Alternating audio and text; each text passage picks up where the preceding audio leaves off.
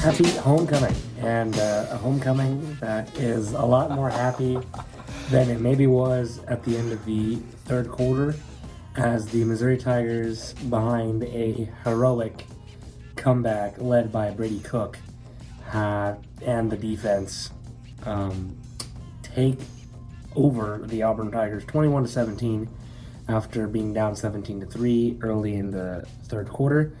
A game that the Missouri team was tested, and they had a lot of trials and tribulations to overcome throughout this game that it's safe to say that they did. Q, just going to throw it over to you. Obviously, I'm Adeen Rao. This is Quentin Corpuel. Game is so crazy we didn't even have introductions.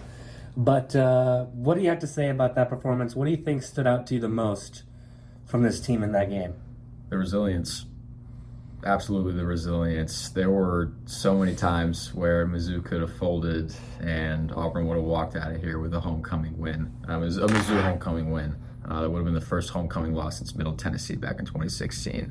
And Mizzou didn't let that happen numerous times, led by Brady Cook, who returned to the game after sustaining an ankle injury. Earlier in the first quarter, it was a hip drop tackle that he was a victim of.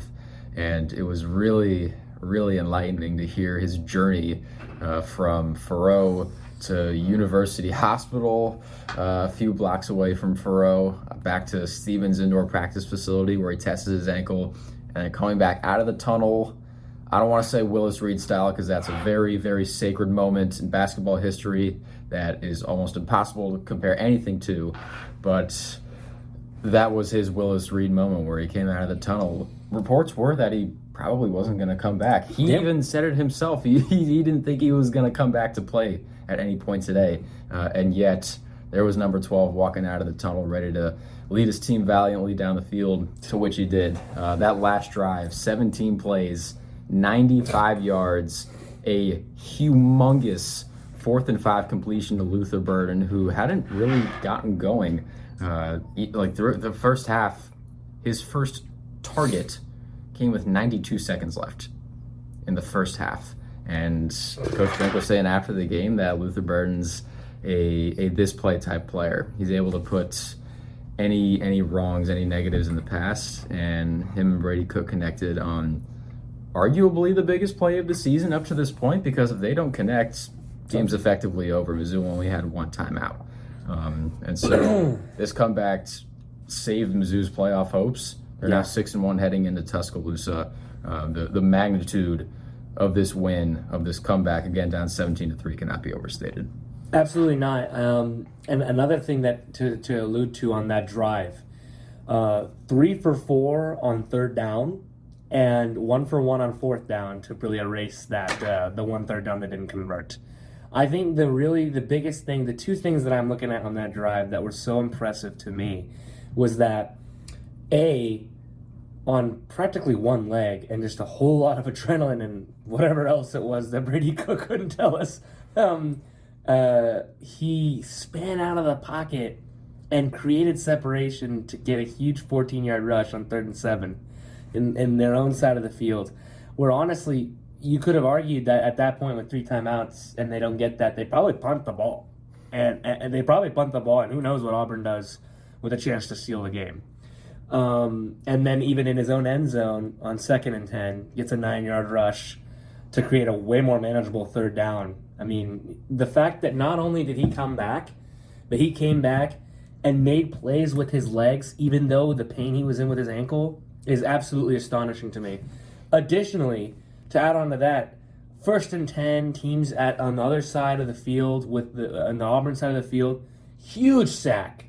2nd and 18. You could see a lot of teams come from that situation and roll over, bow their heads down. Nope. This team said this play mentality. Let's just get it going on this play.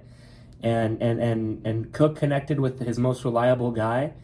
And big shout out to Jamal Roberts as well at the end, fighting through 2 last carries, really. Everyone's looking at Brady to see, is he going to finish this off? And then, overlooked kid from STL just comes in and just absolutely powers his way to the end zone. But obviously we could talk about the emotional aspects of the game. Obviously, during was emotional up to punch one, but let's talk about the actual logistics of the game itself.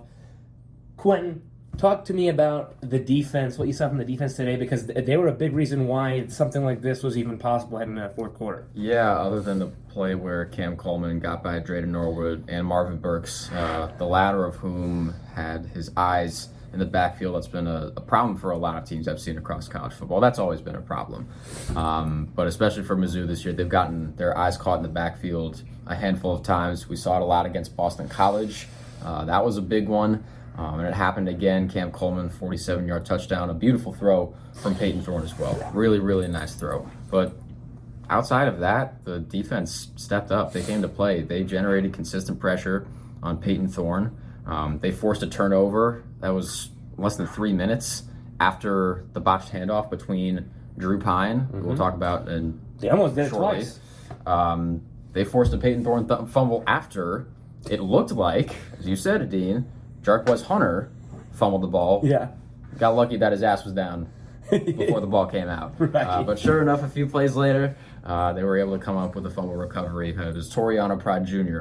who scooped up the loose pigskin. But yeah, defense absolutely came to play. I mean, there were a handful of chunk plays, but it was nothing serious outside of the 47-yard touchdown. Jarquez Hunter was held to just 57 yards on 19 carries. I was really curious to see how Mizzou's defensive line would hold up against probably the second best offensive line it will have played so far this season, behind Texas A&M, who manhandled them. I mean, they had their way. Didn't look like they belonged on the same field the entire game, and Auburn looked like the inferior team in that regard. And now Jarquez Hunter did break a few tackles.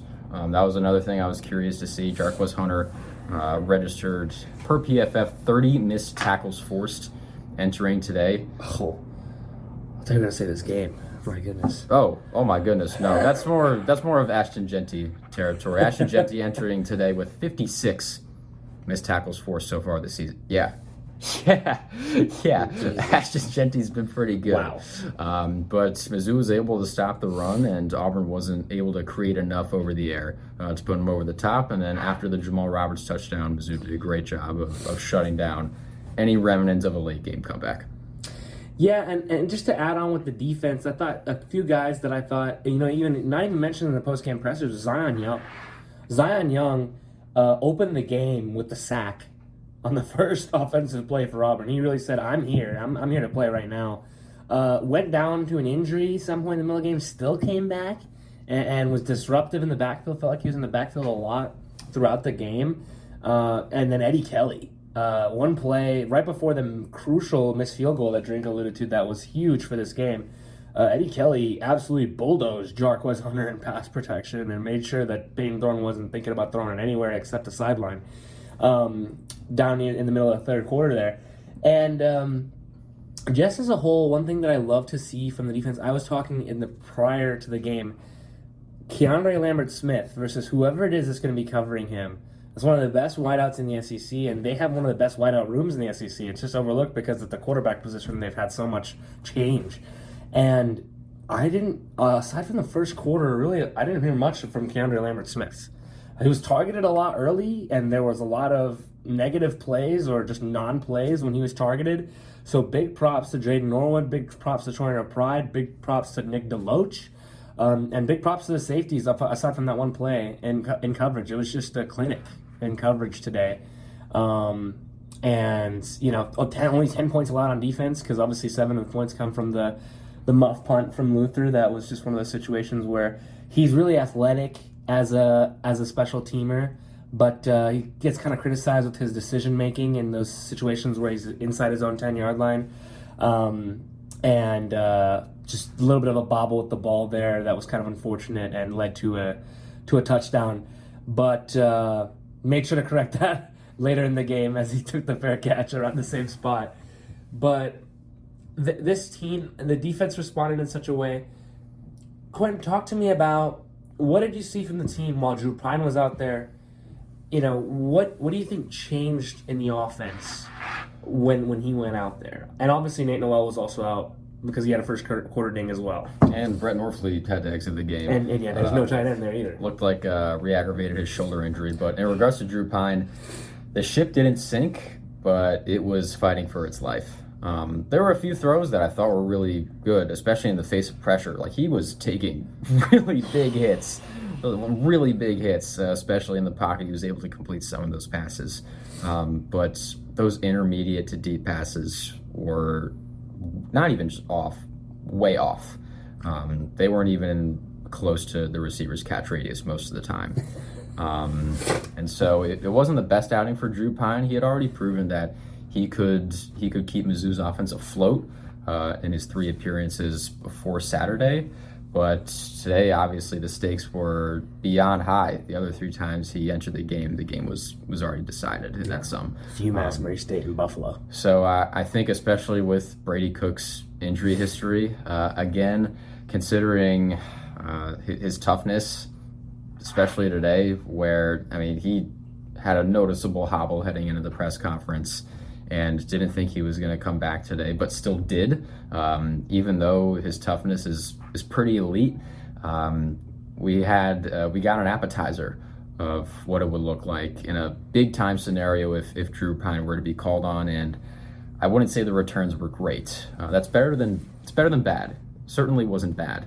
Bad is when Hank Brown came in for Peyton Thorne and played like he did. That's bad. Or Gaston Moore today coming in for Nico Yamaleva and throwing an interception on the first drop back. Like, we know what bad looks like. And he didn't turn the ball over, which really would have lost his team the game.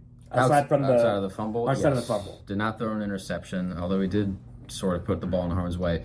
Nevertheless, I think the lesson is this. Mizzou can get by against decent teams with Pine as quarterback, but as we saw late in the game, Brady Cook is certainly a difference maker. The gap between him and Pine in terms of game-changing ability is pretty high. It's bigger than the screen. Yeah.